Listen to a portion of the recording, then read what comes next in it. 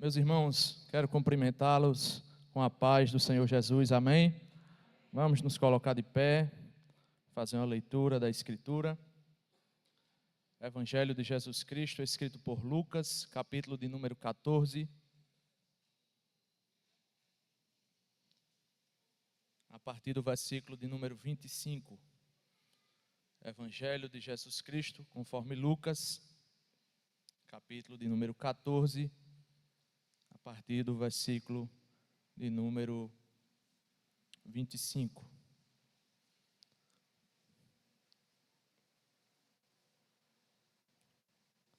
Todos encontraram, meus irmãos, amém?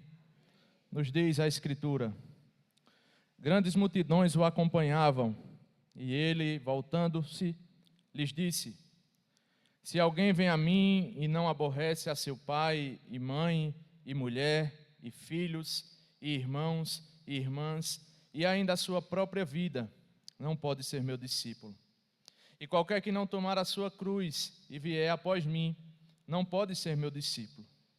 Pois qual de vós, pretendendo construir uma torre, não se assenta primeiro para calcular a despesa e verifica se tem meios para concluir? Para não suceder que, tendo lançado os alicerces e não a podendo acabar, todos os que a virem zombem dele, dizendo: este homem começou a construir e não pôde acabar. Ou qual é o rei que, indo para combater outro rei, não se assenta para calcular se com 10.000 homens poderá enfrentar o que vem contra ele com 20.000? Caso contrário, estando outro ainda longe, envia-lhe uma embaixada, pedindo condições de paz. Assim, pois, todo aquele que dentre vós não renuncia a tudo quanto tem, não pode ser meu discípulo. O sal é certamente bom. Caso, porém, se torne insípido, como lhe restaurar o sabor? Nem presta para a terra, nem mesmo para o monturo. Lançam-no fora. Quem tem ouvidos para ouvir, ouça. Até aqui a palavra do Senhor. Oremos. Soberano Deus, na tua presença, Senhor, nós te louvamos pela tua palavra e te pedimos que o teu Santo Espírito, Pai, ilumine os olhos do nosso coração e nos faça compreender a tua mensagem para a glória do teu nome, em nome de Jesus. Amém. Podem sentar, meus irmãos. Meus irmãos, nós vivemos em uma era de descompromisso. Nós vivemos o que alguns autores chamam de sociedade líquida, onde os relacionamentos, as afeições, elas se perdem facilmente.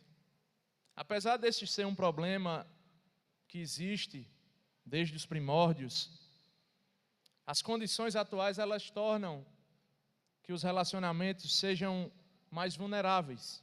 Elas facilitam que os nossos elos sejam facilmente partidos. Nós vivemos em uma era tecnológica, inclusive foi um dos temas da escola dominical hoje, sem precedentes. Uma era em que as relações se dão majoritariamente por smartphones, tablets, computadores e assim em diante. Não por nada, pesquisas recentes apontam que 61% da população mundial, cerca de quase 5 bilhões de pessoas, são usuários de redes sociais. E as relações se dão basicamente nesses meios. E nas redes sociais, assim como na internet como um todo, o que domina as pessoas é aquilo que de fato lhes agrada.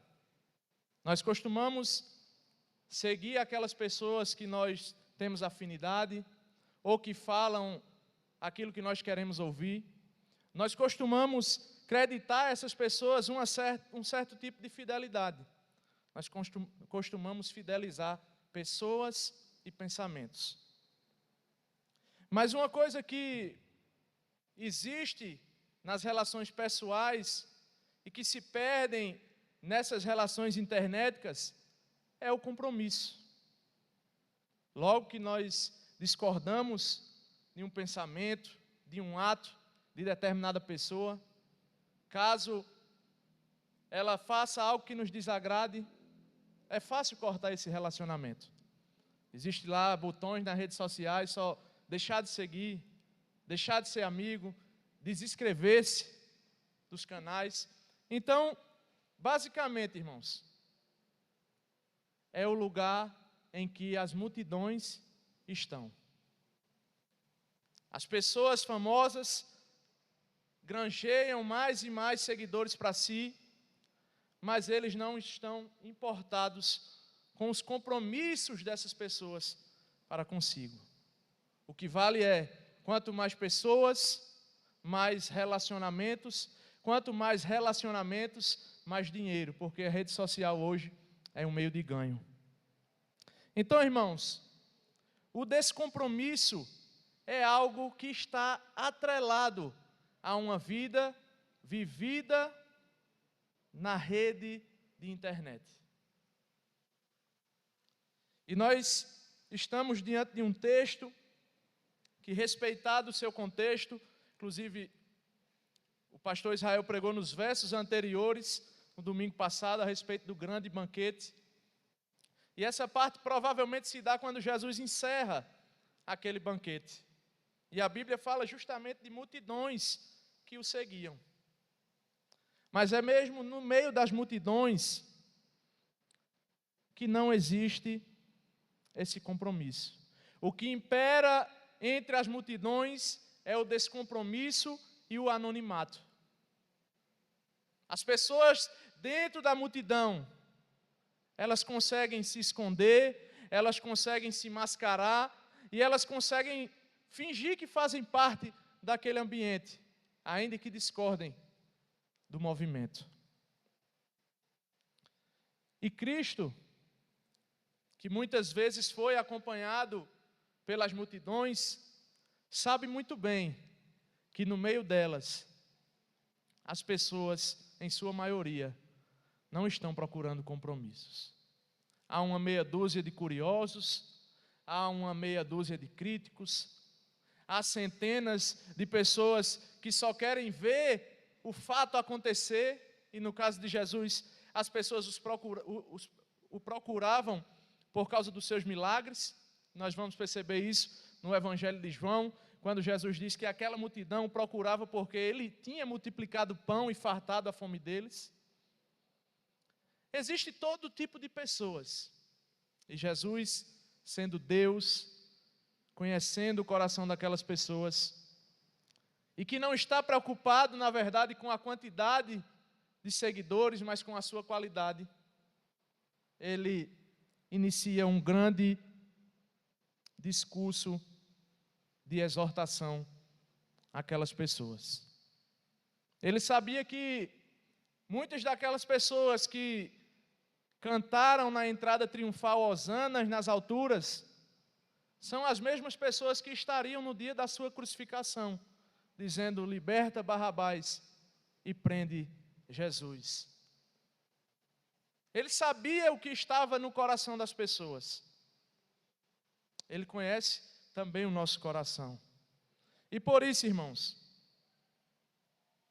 Jesus Cristo mostra que o discipulado ou o serviço a Cristo tem um grande custo.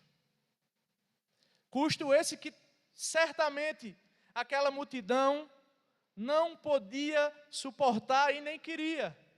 Voltando ainda para o contexto de João, lá quando Jesus faz a multiplicação e eles procuram, Jesus dá um duro discurso e a Bíblia nos informa que a multidão se dissipa, de forma que agora fica só os seus discípulos.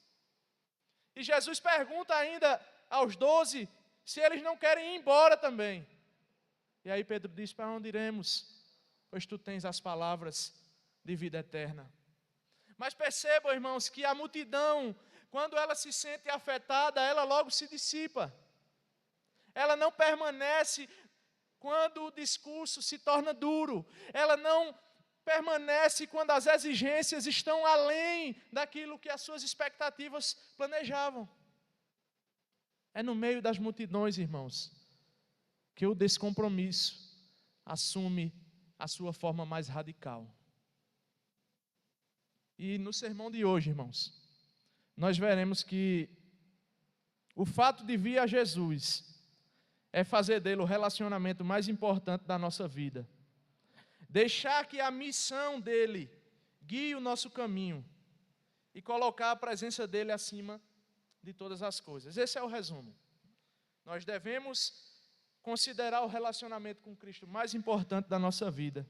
Permitir que a sua missão guie o nosso caminho e colocar a presença dele acima de todas as coisas. O texto que ora nós lemos, ele apresenta 3 condições, 2 ilustrações e uma conclusão. Nós vamos observar que Jesus cita 3 grandes princípios para aqueles que desejam segui-lo.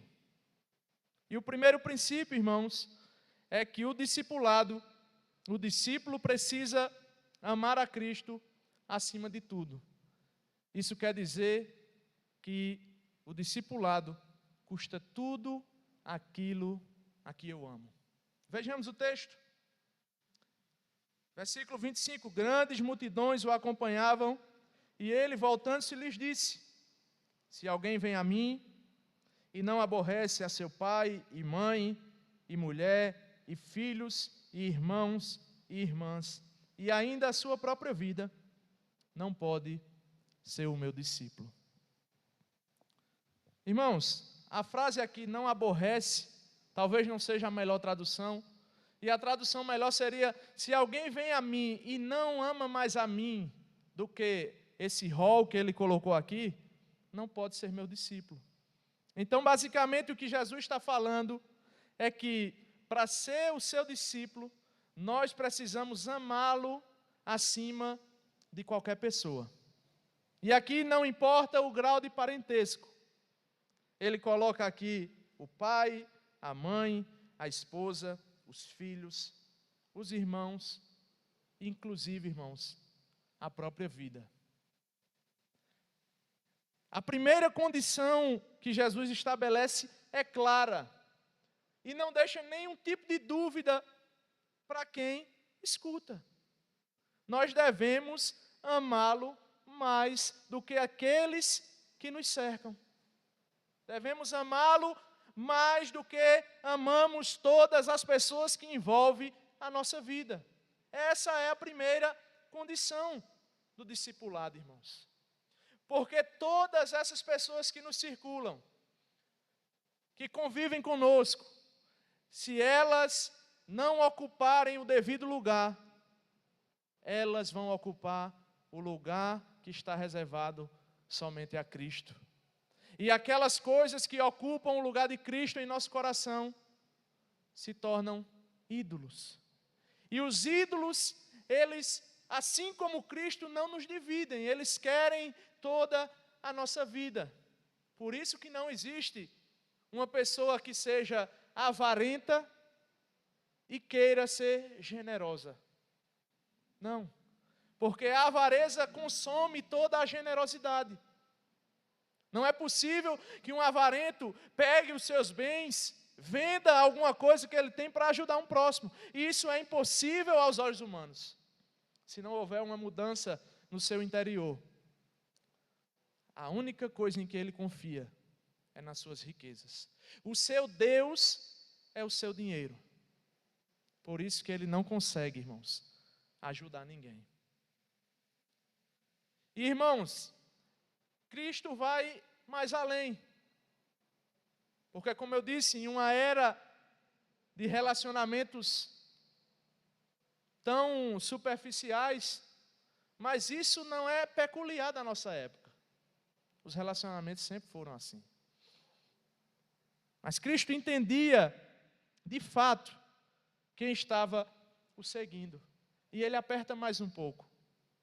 Ele diz que nós devemos amá-lo mais do que a própria vida.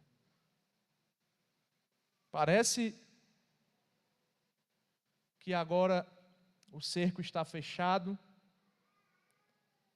Parece que agora A condição é, de fato, se entregar sem reservas, porque exige e pode ser de fato real, e como foi nos primeiros séculos, as pessoas que eram verdadeiros discípulos seguiram a Cristo a custo da própria vida. Se a nossa vida tem mais importância, irmãos, do que servir a Cristo, o nosso ídolo somos nós mesmos. Isso é uma auto-idolatria, é uma autopreservação, porque nós confiamos mais em nossa vida do que em Cristo. E Ele, como Senhor e Deus, aqui Ele traz um eco do primeiro mandamento, de amar a Deus sobre todas as coisas. E Cristo, como Deus, exige ser amado sobre tudo e sobre todos.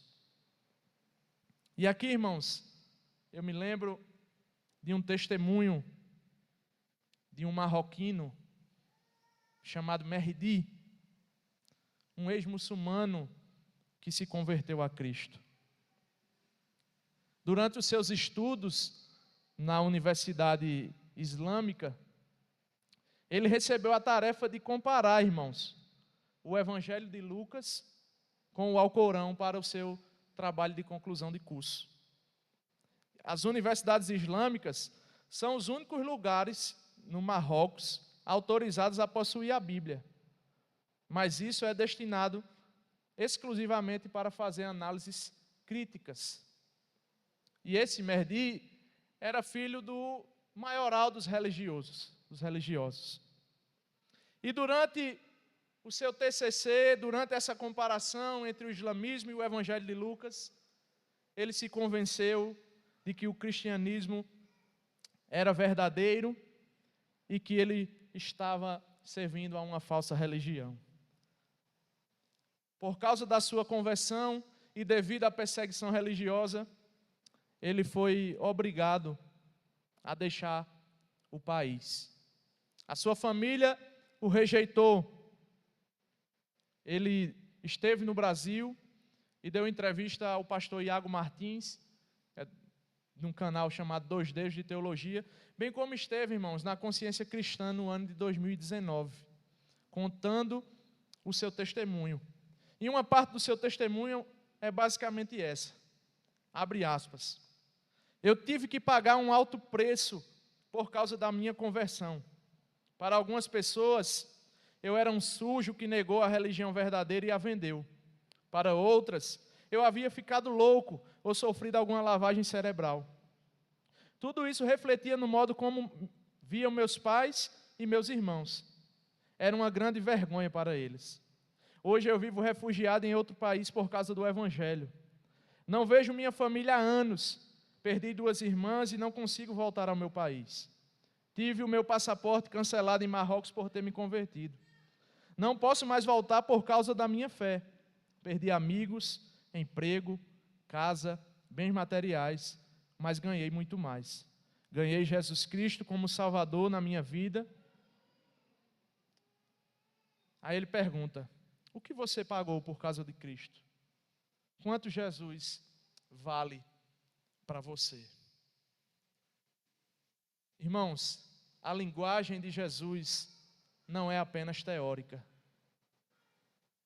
A linguagem que Jesus usa, mesmo que ela seja dura, ela é bastante prática. Mesmo ele sabendo que muitas pessoas eram descompromissadas e não queriam servi-lo, ele sabia que aqueles que o servissem iam amá-lo acima de todas as coisas. E aqui está, irmãos, um testemunho de uma pessoa real. E eu peguei algo mais contextualizado, mas se nós formos para os 4 primeiros séculos da igreja cristã, nós vamos observar, irmãos, que muitos perderam as mesmas coisas que ele. Tem até o autor aos Hebreus fala que alguns dos irmãos tiveram alguns bens confiscados. Então, no primeiro século, irmãos, nós já temos muitos relatos de pessoas sofrendo por causa do nome de Cristo. Há ainda um testemunho semelhante de outro muçulmano, que inclusive escreveu um livro publicado pela Cultura Cristã chamado Buscando Alá, Encontrando Jesus. E ele fala que se converteu também na universidade, só que através de um amigo. E a sua condição foi basicamente a mesma.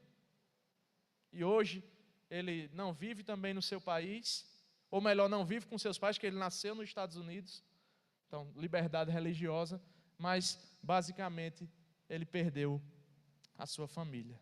Esses são, irmãos, alguns exemplos de pessoas que conseguiram cumprir essa primeira condição que Jesus estabelece. Eles, de fato, amaram mais a Cristo do que a seu pai, do que a sua mãe, do que a seus irmãos e mais do que a sua própria vida, porque eles poderiam ter morrido em razão da perseguição religiosa. Mas ainda há uma segunda condição, e essa é: o discípulo precisa estar ciente dos seus sofrimentos, ou o discipulado custa tudo aquilo que eu sou. O discipulado custa tudo aquilo que eu sou. A segunda condição que Cristo põe diante da multidão diz respeito a um certo tipo de sofrimento. Ele diz que cada pessoa deve individualmente tomar a cruz e segui-lo. Essa é uma obrigação que não pode ser delegada a outra pessoa. E os irmãos, esclarecidos que são, devem se lembrar que a cruz era um meio de execução no Novo Testamento. O criminoso seria pregado em uma das cruzes pelas mãos e pés e pendurado para morrer. Geralmente a morte se dava por asfixia. Quando Jesus disse que uma pessoa deveria pegar a cruz, irmãos, e segui-lo, ele estava dizendo que elas deveriam negar a si mesmo com uma determinação até letal, porque a figura da cruz remete à morte. Ninguém pegava a cruz se não estivesse destinado à morte, exceto Simão Cirineu, que carregou a cruz junto com Cristo. A cruz era um instrumento de tortura. E o contexto, para Jesus falar que eles iam sofrer por causa do seu nome, era bem propício. Ele mesmo enfrentara, irmãos, diversas represálias por causa do seu discurso e dos seus atos. Quem não se lembra das pessoas indagando se era lícito curar no sábado? Quem não se lembra das pessoas indagando se ele era Deus para perdoar pecados? Quem não se lembra das diversas tramas que fizeram contra o Mestre antes da crucificação? Mas ele quer deixar isso, irmãos, claro para aquelas multidões, porque as multidões geralmente elas são sazonais, elas dependiam do lugar em que Jesus estava andando. Geralmente quem estava seguindo a Cristo de fato por todos os caminhos eram os seus discípulos. E aqui particularmente a maioria dos estudiosos diz que Jesus estava seguindo para Jerusalém. Então nesse trajeto, durante os seus atos, multidões diferentes se aglomeravam. E esse discurso é para eles. É como se Jesus parasse em meio à multidão e dissesse assim: para me seguir, é necessário de que vocês carreguem uma cruz diariamente. E depois vocês vêm e me seguem. Me seguir é estar fadado a morrer. Me seguir é estar fadado a sofrer. Me seguir é estar fadado a ser torturado. Será que a multidão continuaria a segui-lo? Porque o mundo, irmãos, ele nos rejeita somente pelo fato de nós servirmos a Cristo. Não precisa de outra coisa. É isso que Pedro diz na sua carta. Se vocês sofrerem, que vocês não sofram como malfeitores. Que vocês sofram porque vocês fazem o bem. E geralmente foi assim. Os cristãos sempre sofreram, exceto algumas ocasiões, por causa da sua fé. Foi assim desde o princípio. e assim continuará sendo. E aqui eu abro um parênteses. Não compre um cristianismo que apresenta para você um mar de rosas. Não compre um cristianismo triunfalista que não conhece o sofrimento. Não compre um cristianismo que só vê a prosperidade como um meio de vida. Não compre. Não escute falsos pregadores que não anunciam o sofrimento, que não falam sobre o pecado, que não deixam claro a necessidade de nós seguirmos a Cristo, mesmo em meio aos sofrimentos, como peregrinos, como estrangeiros, como pessoas que não são do país em que residem. Não compre, irmãos. Não comprem um evangelho barato, como diz um pensador, Dietrich Bonhoeffer. Não compre uma graça barata. A graça é cara. O sacrifício de Cristo foi um alto preço pago por causa dos nossos pecados. Por isso nós não devemos, irmãos, comprar um evangelho que é dissociado do sofrimento. Tenha certeza, se você segue a Cristo, os sofrimentos te esperam. É desanimador, não é, irmãos? Mas Ele é quem nos guarda, irmãos. É Ele que nos faz cantar como Paulo, quando diz: quando estou fraco, é que sou forte. Já estou crucificado com Cristo e não vivo mais eu. Cristo vive em mim, irmãos. Não compre um evangelho barato. E aqui, irmãos, esses dias eu estava lendo um livro chamado Opressores e Santos, um livro da história da igreja, escrito por John Dickson. E ele conta, irmãos, de uma perseguição que foi desencadeada pelo imperador Diocleciano no ano 303 depois de Cristo. E nos atos da lei desse imperador, o primeiro édito, ou a primeira lei que ele lançou, foi que as igrejas deveriam ser demolidas e as escrituras queimadas. Sob esse decreto, um dito cujo chamado Munácio Félix, guardião de Cirta, uma cidade do norte da África, foi incumbido de investigar os líderes e as propriedades da igreja na região.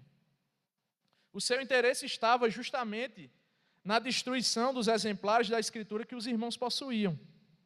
Ele entrevistou 2 diáconos, um chamado Marcúclio e o outro chamado Catulino. Mas eles se recusaram a cooperar, entregaram apenas um livro e avisaram que os outros volumes da Escritura estavam com vários membros da igreja, em outros lugares da cidade. E o que eu vou ler para os irmãos agora é uma transcrição oficial de um documento da época, que diz mais ou menos assim: Félix, o sacerdote e curador vitalício, disse: por que vocês me deram só um códice, ou só um exemplar? Eles disseram: não temos mais nenhum, por sermos subdiáconos, mas os leitores públicos têm os códices, têm os exemplares. Ele disse: Félix, mostre-me os leitores públicos. Ao passo que eles disseram: nós não sabemos onde eles moram. Aí o autor coloca entre parênteses: com certeza uma pequena mentira inofensiva. Félix disse: se vocês não sabem onde moram, digam seus nomes.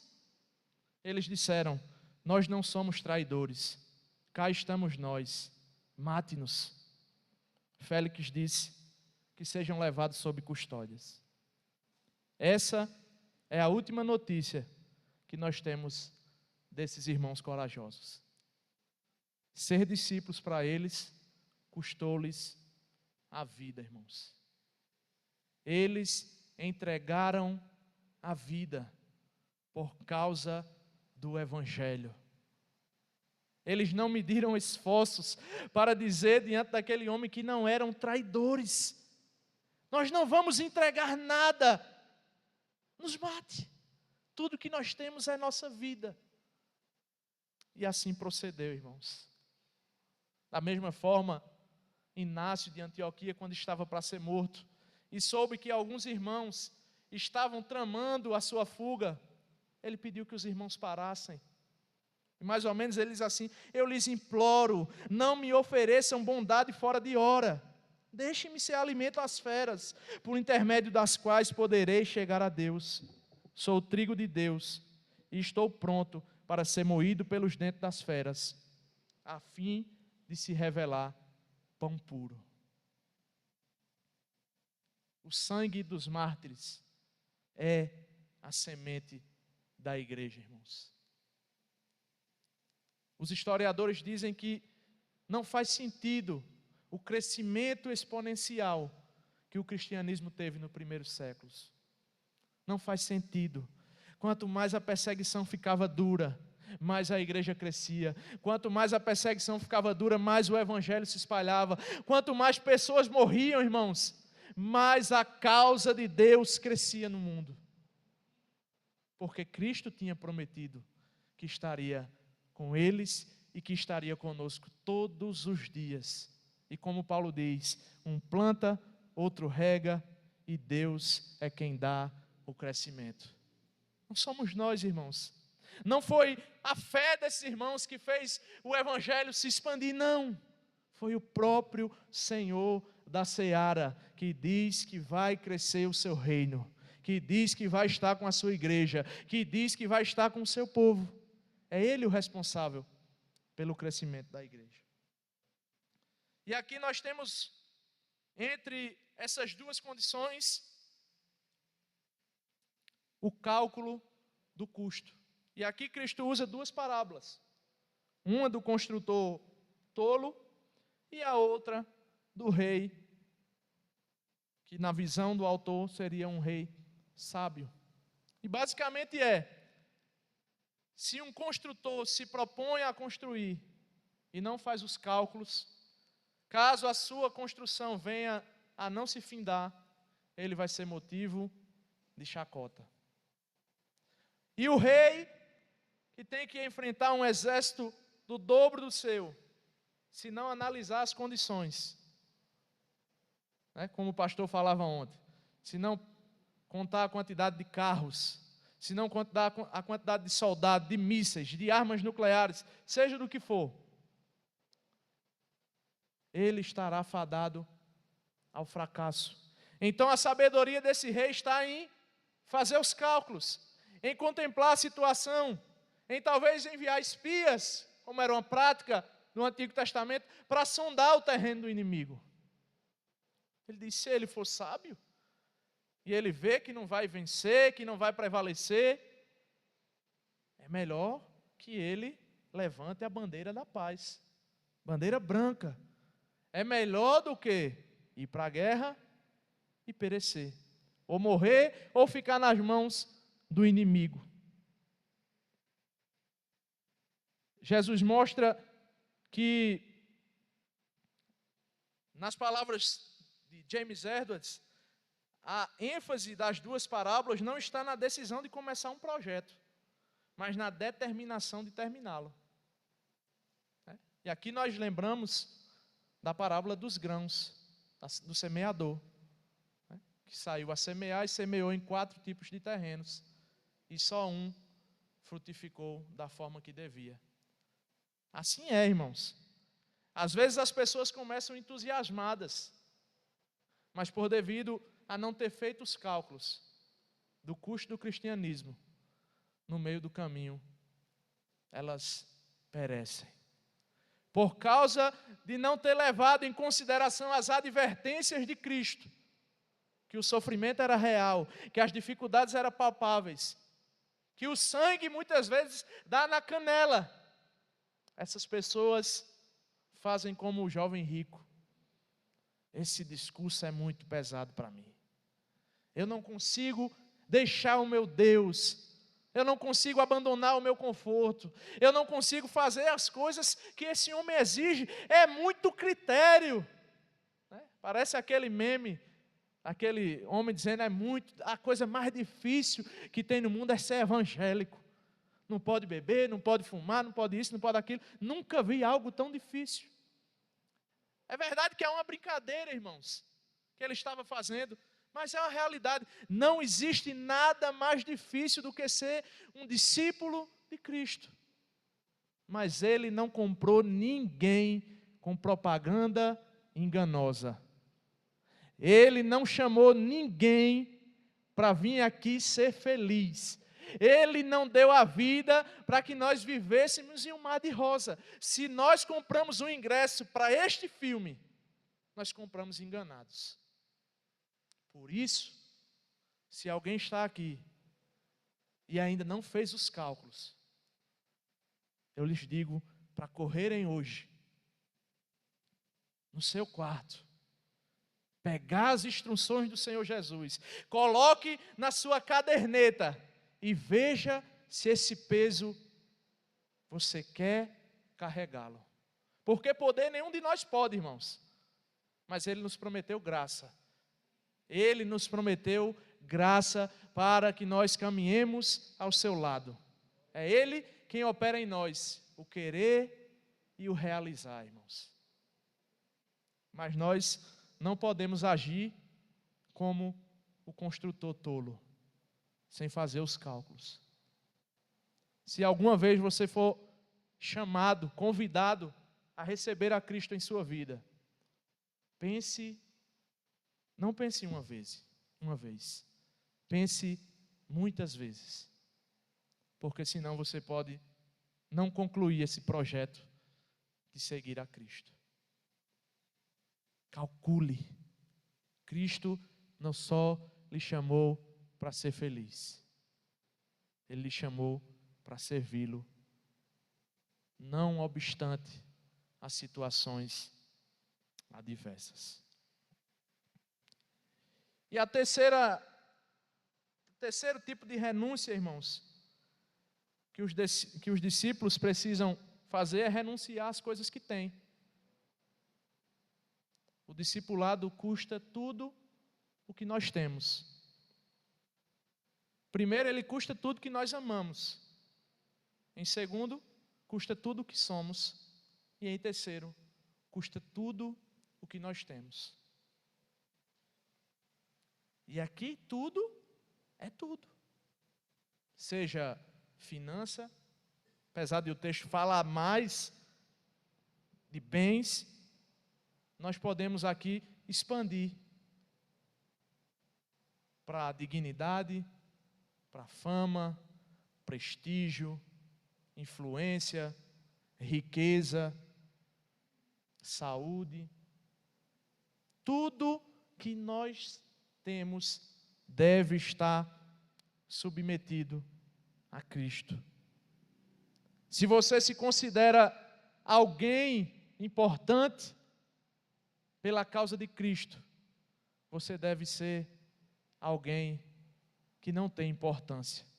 E eu não digo importância no fato de você não ter importância para nada, não, porque nós somos criados à imagem de Deus e, portanto, temos valor porque somos criaturas. Mas não se autodeclare importante. Não busque ser importante. Não busque reconhecimento. Não busque a riqueza pela riqueza. Não busque o prestígio pelo prestígio. Coloque todos os seus bens, toda a sua honra, todos os seus títulos aos pés de Cristo. Essa é a condição para segui-lo, irmãos. Não é como o fariseu que estava na porta do templo e orava dizendo: Senhor, eu te agradeço porque eu não sou como esse publicano. A nossa linguagem é a linguagem do publicano, irmãos. Eu sou um homem miserável, eu não possuo nada. Nós temos que ter essa linguagem, bater no peito, chorar, se arrepender, se colocar diante dos pés de Cristo e dizer: eu assumo, Senhor, a condição de miserável. Eu assumo a condição de pobre de espírito. Eu assumo a condição daqueles que choram por causa do pecado. Oh, Senhor, eu não sou digno,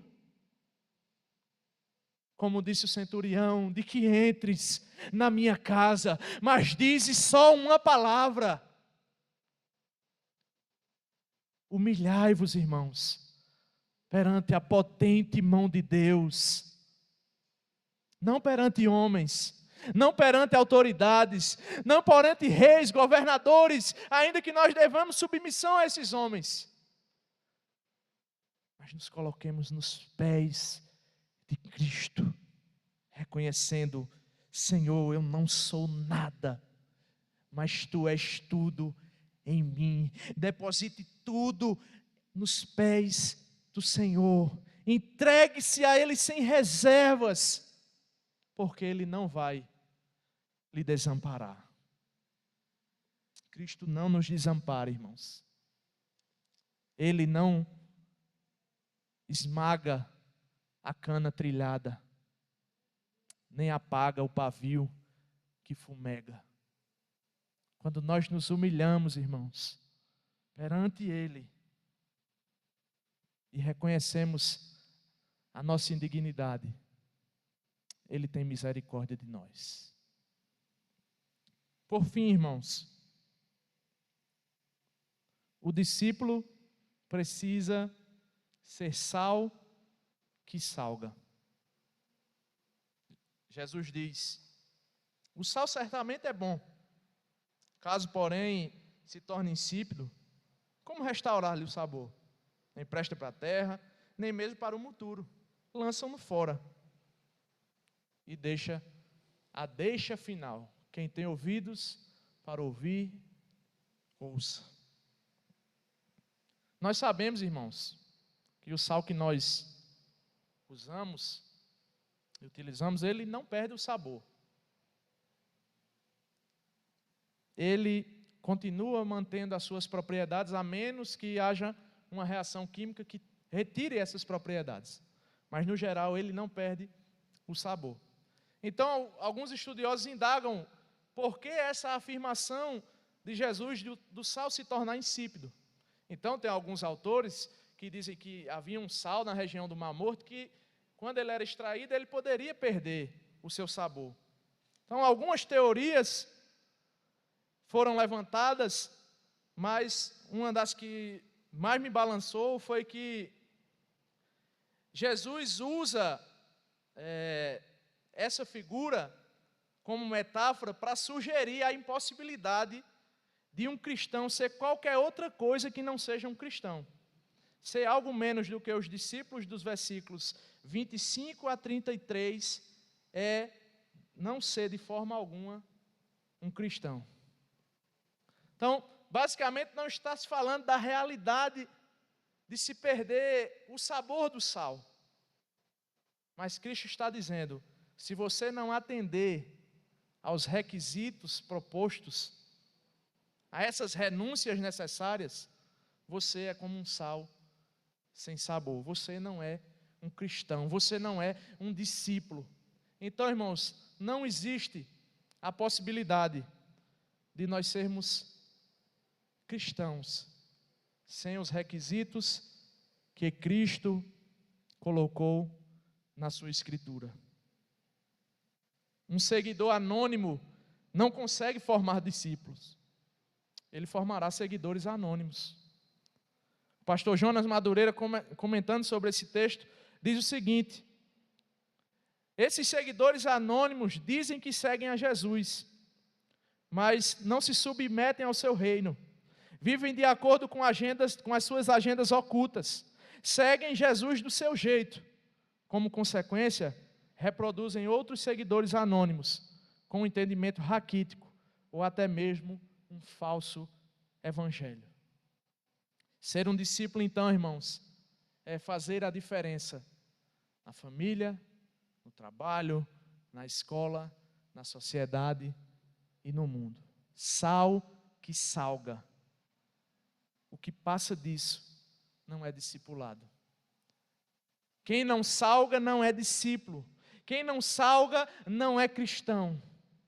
Essa é a linguagem bíblica, irmãos. É dura, mas é bíblica. Se nós somos como um sal que eventualmente se perdeu o sabor, nós não somos discípulos de Cristo. Nós podemos ser seguidores. E na era da rede social, irmãos, seguidor é uma coisa que se tem num dia e não se tem no outro. Mas o discípulo está lá, todos os dias. Senhor, eu estou nos teus pés, que seja feita a tua vontade. É difícil o sofrimento, como o próprio Cristo disse: se for possível, Senhor, passa de mim esse cálice, contanto seja feita a tua vontade. Eu não estou, irmãos, dizendo que nós devemos ir para casa e ficar clamando por sofrimento, irmãos. Nós devemos sim clamar por saúde, nós devemos pedir a Deus que sejamos prósperos no nosso trabalho, que os nossos filhos sirvam ao Senhor, mas nós não temos essa garantia, irmãos. Tanto a nossa vida pode ser em brancas nuvens, como pode ser no maior deserto de solidão, irmãos. E para nós encerrarmos, algumas aplicações. A primeira é, para seguir a Cristo, é necessário sair do anonimato. Então, se você diz que segue a Cristo, mas tem vergonha de confessá-lo, arrependa-se do seu pecado hoje mesmo. Saia do anonimato. Bote a cara à tapa. Se ninguém no seu emprego sabe e chama ou reconhece que você é um crente, volte 2 casas, releia o Evangelho e saia do anonimato. Saiamos do anonimato. Devemos mostrar, irmãos, ao mundo que nós somos seus discípulos. E segundo, esse discipulado, irmãos, não é conforme as nossas regras. Nós seguimos a Cristo no modelo que Ele ordenou. É Ele que nos dirige os passos e é Ele que estabelece o que nós devemos fazer ou não devemos. Somos nós. Nós não temos autoridade sobre o nosso Senhor. Nós somos meros servos. Portanto, é o Senhor quem determina o nosso caminho. Em terceiro, o discipulado envolve perdas e para isso nós somos ensinados a calcular o custo. E Paulo diz, Filipenses 3,8, sim, deveras considero tudo como perda, por causa da sublimidade do conhecimento de Cristo Jesus, meu Senhor, por amor do qual perdi todas as coisas e as considero como refúgio para ganhar a Cristo. Perdi tudo, mas eu tenho Cristo. Eu não tenho mais nada, mas perdi a Cristo. E essa epístola aqui é uma epístola da prisão. Paulo está escrevendo preso. Eu estou preso, mas eu tenho a Cristo. Isso é o que importa. Eu estou encarcerado, mas eu tenho Cristo. Eu perdi minha liberdade, eu perdi minha família, eu perdi meus bens, mas eu tenho Cristo. Cristo é tudo que nós devemos possuir, irmãos. Cristo é tudo que nós devemos possuir. Quarto lugar e penúltimo. O cristianismo genérico é mais agradável ao espírito da época. Afinal de contas, não se discorda de ninguém, todo mundo está certo, todo mundo é bonzinho, no final todos serão felizes. Um cristianismo que não nos custa nada, não forma discípulos, forma clientes. Cristianismo sem sal não é nem cristianismo. A gente precisa incomodar, irmãos. E eu não estou dizendo aqui, irmão, para ser um crente chato, um fã-clube de Jesus, que briga por tudo nas redes sociais, não. Mas sal e luz. Sal e luz, que salga e ilumina, salga e ilumina. As pessoas devem saber, irmãos, que nós estamos num ambiente.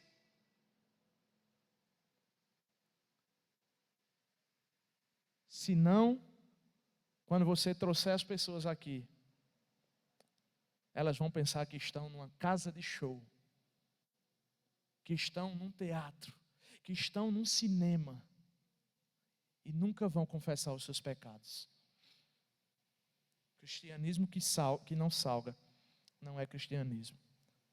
E agora uma mensagem de esperança para nós. Diante disso, nós nos perguntamos: quem consegue seguir a Cristo desse jeito? E a resposta é: nenhum de nós. Mas é a graça de Cristo que nos capacita a servi-lo. É Ele que nos sustenta. Ele nos deu o seu Espírito Santo para nos ajudar nas nossas fraquezas. Quando nós queremos titubear, quando nós queremos fraquejar, o Espírito Santo nos auxilia, irmãos, nas nossas fraquezas. É por isso que o verdadeiro discípulo, ele não desiste, ele não se perde, pois Cristo mesmo o sustenta pela sua mão.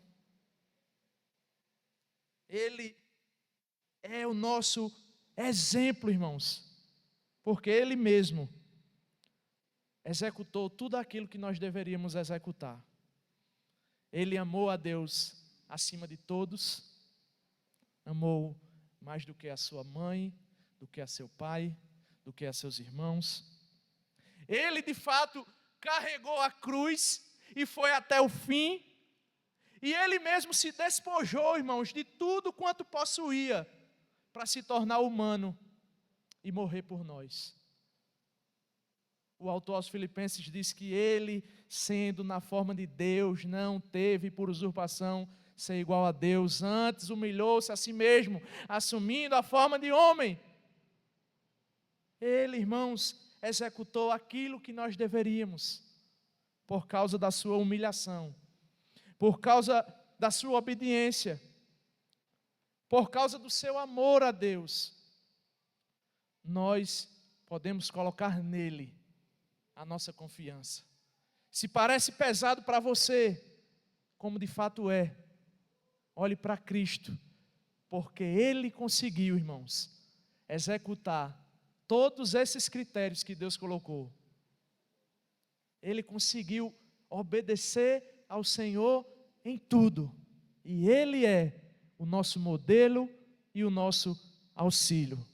A Ele seja, portanto, a glória eternamente, irmãos. A Cristo seja a glória eternamente. Olhe para Cristo, olhe para o Senhor Jesus, e nós vamos chegar até o fim. Amém, meus irmãos? Bendito seja o nome do Senhor Jesus.